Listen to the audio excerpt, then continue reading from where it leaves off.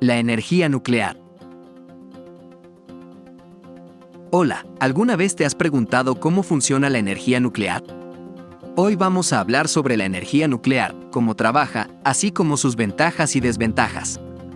Miraremos en detalle cómo es un reactor nuclear, pero desde una óptica sencilla, amena y entendible. Si alguna vez has querido saber cómo funciona una planta nuclear de una forma simple y agradable, llegaste al lugar correcto, así que acomódate y bienvenido.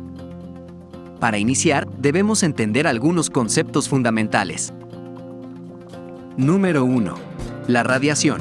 La radiación es la emisión, propagación y transferencia de energía en cualquier medio en forma de ondas electromagnéticas o partículas. Es energía que viaja en forma de ondas o partículas de alta velocidad.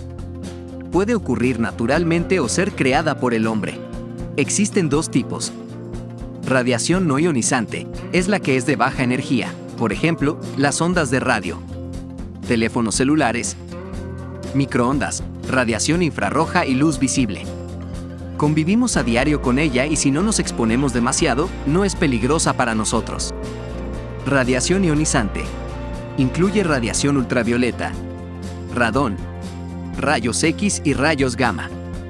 Esta energía es capaz de ionizar la materia, es decir, de arrancar electrones a los átomos y, por lo tanto, es capaz de producir daños irreversibles en los tejidos. Es sumamente peligrosa y perjudicial para los seres humanos, ha de ser manejada con estrictas medidas de seguridad. Es la que se usa en la generación eléctrica en las plantas nucleares y en aplicaciones médicas como por ejemplo los rayos X y el control del cáncer. Número 2. La radioactividad. Decimos que la radiactividad es el acto de emitir radiación de manera espontánea. Tenemos por ejemplo un átomo, que, por alguna razón, es inestable, y por lo tanto quiere ceder algo de energía para cambiar a una configuración más estable. Al hacerlo, libera energía y esto se llama radiación. Según el tipo de átomo, como ya vimos, este puede liberar radiación ionizante o no ionizante. Una vez que se libera esta energía, se pueden presentar uno de dos procesos, la fusión o la fisión. Número 3. La fusión. La fusión, en física nuclear, es el proceso por el cual varios núcleos atómicos de carga similar se unen y forman un núcleo más pesado. Simultáneamente, se liberan electrones produciendo así una cantidad enorme de energía. En la gráfica vemos cómo vienen dos núcleos de dos elementos diferentes que, al chocar, se fusionan, es decir, se unen para formar un solo núcleo nuevo el cual, junto con un electrón que se ha liberado, continúan su camino para iniciar otro choque y así sucesivamente. Número 4. La fisión. Al contrario de lo anterior, la fisión ocurre cuando un núcleo pesado de un elemento radioactivo se divide en dos o más núcleos pequeños. Entonces vemos que la fusión une y la fisión divide los núcleos de los átomos. Esta división ocurre por el choque de unas partículas llamadas neutrones. En esta gráfica podemos observar cómo viene un neutrón, que, al chocar con el núcleo de un átomo radioactivo, por ejemplo el uranio, produce que éste se divida en dos y que en el proceso, se liberen más electrones con una inmensa emisión de energía. Cada uno de estos neutrones iniciará nuevos choques y divisiones y así sucesivamente. Esto se conoce como reacción en cadena y es de lo que hablaremos a continuación. Para efectos de este video, nos centraremos en la fisión que es la que se usa hoy en día en las plantas nucleares. Estos dos procesos, la fisión y la fusión, pueden generar reacciones en cadena y cuando son producidos por el hombre, pueden ser de dos tipos, reacciones controladas y reacciones descontroladas. Número 5. Reacciones en cadena controladas. Las reacciones en cadena controladas son cuando, por una parte, se usan para la generación de energía motriz, la cual se usa por ahora solamente en algunos barcos tales como portaaviones de unos pocos países, cruceros de misiles, destructores y uno que otro rompehielos, además de algunos submarinos los cuales aprovechan esta inmensa dotación de energía para sus propósitos tácticos. En los demás tipos de vehículos como automóviles o aviones, podemos decir que en los años 50, en pleno auge del aprovechamiento de la energía nuclear, se trataron de adaptar reactores nucleares en automóviles como el caso del Ford Nucleon, que fue un diseño de automóvil desarrollado por Ford Motor Company en 1958. Dicho vehículo no contaba con un motor de combustión interna, sino un pequeño reactor nuclear de uranio que convertiría el agua en vapor con el cual se impulsaría el vehículo. En aviones también en esa época, se conoció el proyecto de la Fuerza Aérea de los Estados Unidos de América, el cual era un bombardero B-36 modificado, denominado Avión Nuclear de Pruebas XB-36H, el cual llevaba un reactor nuclear refrigerado por el contacto con el aire. Tanto en automóviles como en aviones, estos proyectos nunca prosperaron por muchas razones, como por ejemplo el inmenso peso y masa de los reactores, sus riesgos de operación y dificultad de mantenimiento, y tal vez la más importante razón para desecharlos fue que no se encontró ninguna aplicación práctica que justificara los elevadísimos costos. La otra forma y la más difundida de aprovechamiento controlado de la energía nuclear en el mundo es la generación eléctrica mediante plantas nucleares que tienen una producción de energía muy económica, haciendo que sean una gran alternativa de suministro eléctrico y que son las protagonistas de este video. Número 6. Reacciones en cadena descontroladas.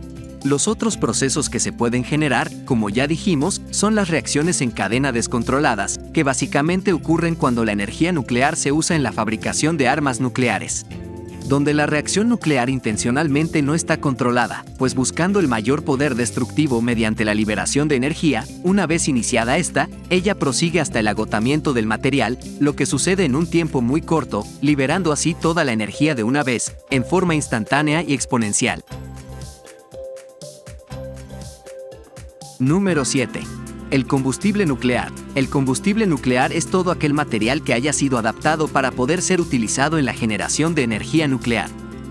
Hay muchísimos materiales que emiten radiación, pero solo unos muy pocos son aptos por sus características para ser convertidos en combustible nuclear.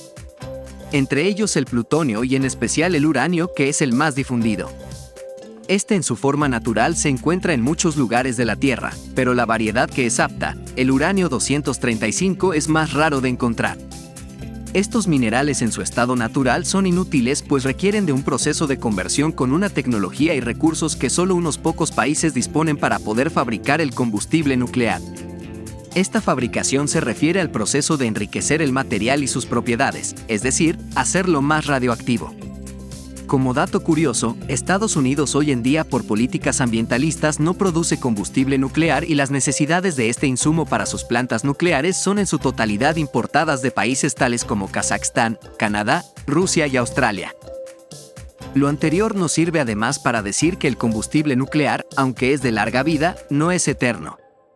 Una planta nuclear necesita reabastecerse cada 2 años en promedio.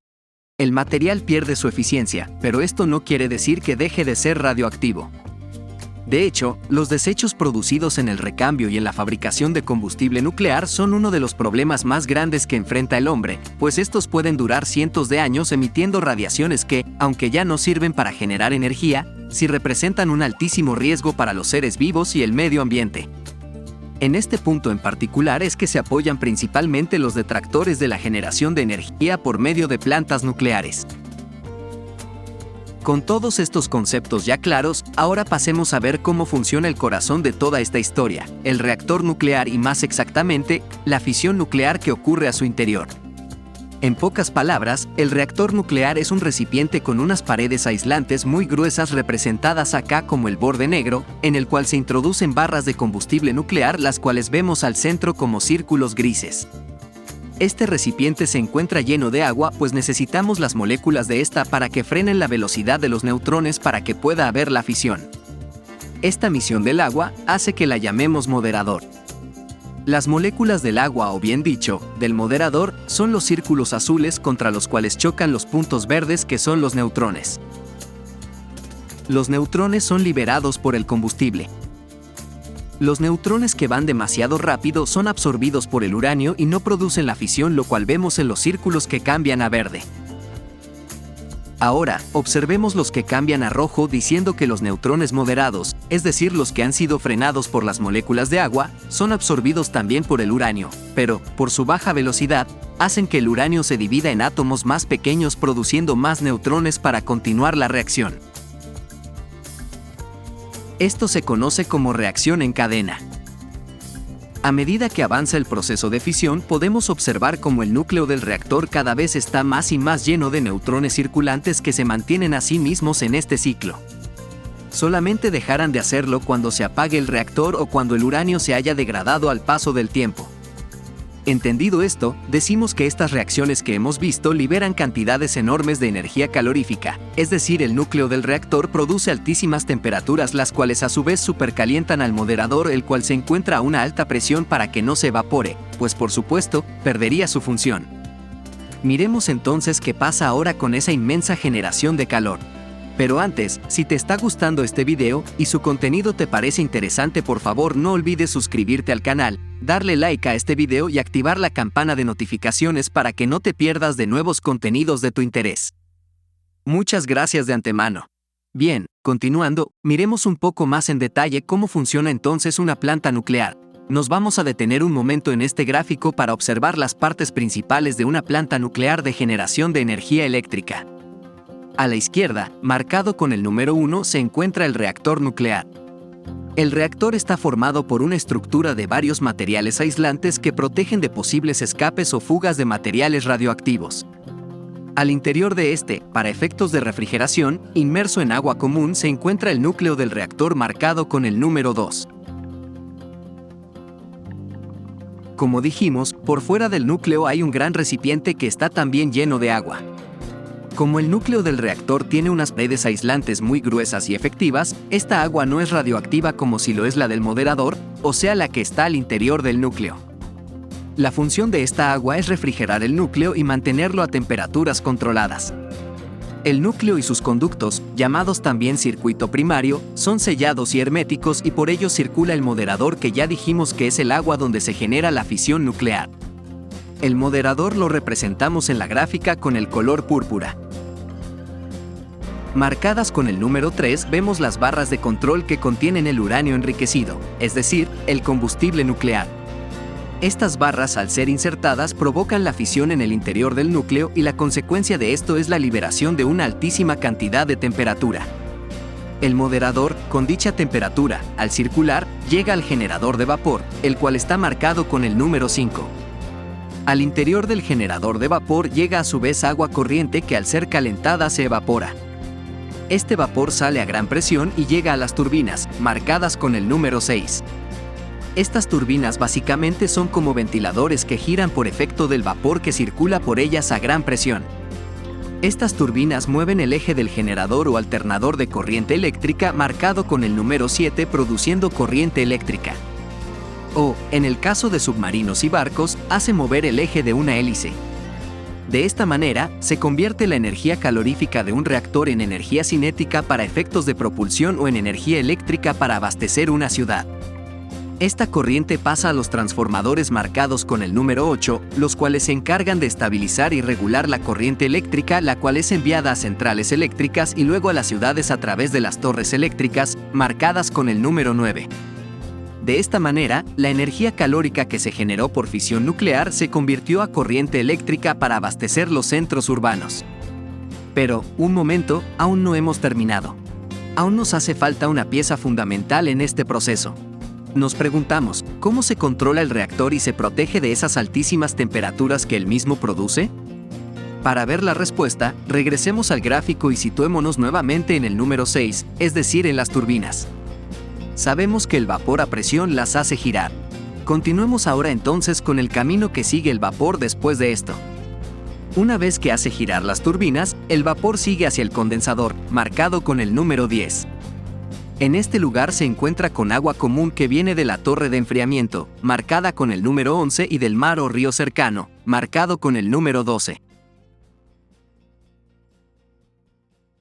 Al entrar el agua fría en contacto con el vapor hirviendo, se genera un intercambio de calor donde el vapor se condensa y regresa al estado líquido y el agua se calienta casi que al punto de ebullición. Esta agua caliente, que representamos como la línea roja que sale del condensador, regresa a la torre de enfriamiento para ser enfriada nuevamente, y en este proceso es que se genera el vapor que se ve salir a simple vista de una planta nuclear. Este vapor, al contrario de lo que sostienen algunos ambientalistas, no tiene nada que ver con la radiación y es totalmente seguro e inofensivo. Por otro lado, el vapor que fue condensado y convertido en agua, representado con la línea azul oscura que sale de la parte inferior del condensador, sale de este y regresa nuevamente al generador de vapor, número 5, para iniciar un nuevo ciclo.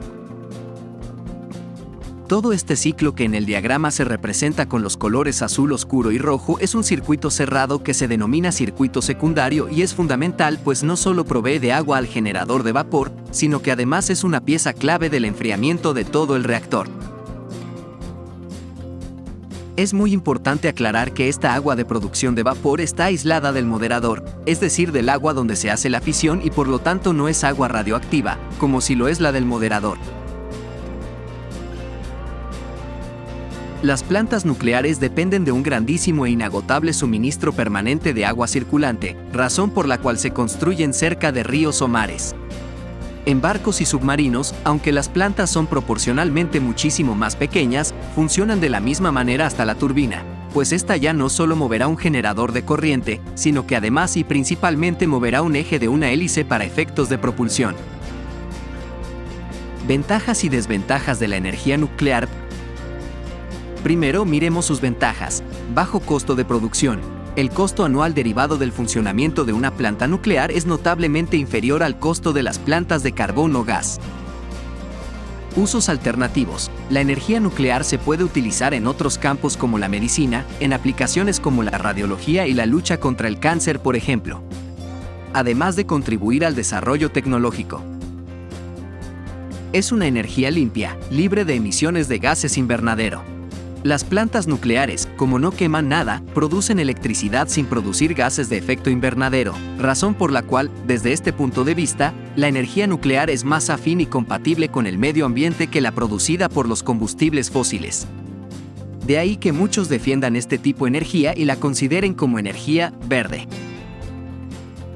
Elevada producción de energía con poco consumo de recursos. Este tipo de energía nuclear permite producir enormes cantidades de energía eléctrica con muy poco consumo de combustible. La cantidad de uranio es ínfima versus la cantidad de energía que la planta produce. La energía es garantizada y estable. Las centrales de energía nuclear generan energía constantemente, 24 horas al día, 365 días del año, con lo que se garantiza el suministro constante y la estabilidad de los precios. Para ver la importancia del anterior concepto, comparemos la producción de energía eléctrica mediante plantas nucleares versus los otros tipos de generación con los cuales disponemos actualmente, como por ejemplo, la energía solar. Requiere de instalaciones enormes para producir grandes cantidades de energía que puedan cubrir las necesidades energéticas. No es una energía constante. Fluctúa durante el día, mientras que por la noche no está disponible. Esto se evita mediante el almacenamiento de energía, el cual depende de baterías con vidas limitadas. Las plantas hidroeléctricas, los costos de producción de energía son con frecuencia muy altos. El emplazamiento es determinado por características naturales y puede estar lejos de los centros de consumo y por lo tanto exigen la construcción de un sistema de transmisión de electricidad, aumentando los costos. La disponibilidad de energía puede fluctuar de estación en estación y de año en año, puesto que reduce su producción en veranos extremos cuando hay sequía y bajan los niveles de agua de las represas. Las plantas termoeléctricas son las más contaminantes. Durante la producción de esta energía se emiten sustancias a la atmósfera, tales como dióxido de azufre, óxidos de nitrógeno y monóxido de carbono. Además, dependen para su funcionamiento del suministro de carbón o petróleo y por lo tanto el precio de venta de su energía dependerá de los cambiantes precios del carbón y el petróleo. Los molinos eólicos. Los molinos eólicos sin viento no giran y por lo tanto no generan energía, o, por el contrario, si la velocidad del viento excede ciertos valores máximos, se dañan. Estos molinos además producen un importante impacto ambiental, matando miles de aves por año, además no entregar sino una cantidad de energía limitada en comparación a las otras fuentes que hemos visto. Ahora miremos las desventajas del uso de la energía nuclear. Principalmente, el manejo de los residuos que producen. Como ya dijimos, el uranio o el plutonio son combustibles que se van degradando y pierden su efectividad, por lo cual han de ser reemplazados periódicamente. Pero, el hecho de que pierdan efectividad no quiere decir para nada que pierdan peligrosidad. Entonces, la generación de estos residuos nucleares y su manejo es un verdadero dolor de cabeza, pues estos elementos tardan muchos años en perder la radioactividad. Existen métodos de aislamiento de estos residuos, pero no por ello podemos decir que estos desaparecen. Insumos limitados. Para la energía nuclear se necesita uranio enriquecido, y pocos países disponen de este material que, además, no es renovable. Manejos inadecuados. El manejo indebido de esta energía puede provocar catástrofes y accidentes de grandes proporciones. Cuando se habla de centrales nucleares, la primera idea que nos viene a la mente es el accidente de Chernóbil, y es que este es, precisamente, uno de los motivos por los que la energía nuclear tiene tantos detractores. En 1986, en la planta nuclear de Chernóbil, en Ucrania, que en esa época era parte de la Unión Soviética, un grupo de ingenieros se encontraban realizando un experimento sobre un nuevo procedimiento de seguridad en caso de emergencia, y desafortunadamente no realizaron los protocolos correctamente. Lo que era simulado se volvió realidad, provocando así una explosión en uno de los reactores con la siguiente liberación de material radioactivo a la atmósfera, causando el peor accidente nuclear de la historia. El gobierno soviético tuvo que evacuar a cientos de miles de personas en muchas millas a la redonda, incluyendo a todos los habitantes de la cercana ciudad de Pripyat, la cual hoy en día permanece como los restos de una ciudad fantasma, pues ese terreno seguirá contaminado por muchos años más, lo cual hace imposible que se pueda habitar de nuevo. Chernóbil dejó como herencia poder ver lo que puede pasar en una central nuclear por malos manejos y fallos humanos, lo cual hizo que se reescribieran los manuales de seguridad y operación de todas las plantas nucleares del mundo. Además, dejó una inmensa corriente política y ambientalista que ha ejercido mucha presión en contra de las plantas nucleares, razón por la cual se ha disminuido considerablemente la construcción de nuevas plantas por ante todo el gran temor del público ante un accidente de este tipo. Bueno, hasta acá este video, esperamos que haya sido de tu agrado. Deja tus comentarios o preguntas abajo y por favor no olvides suscribirte, activar la campana de notificaciones y darle like. Muchas gracias y hasta pronto.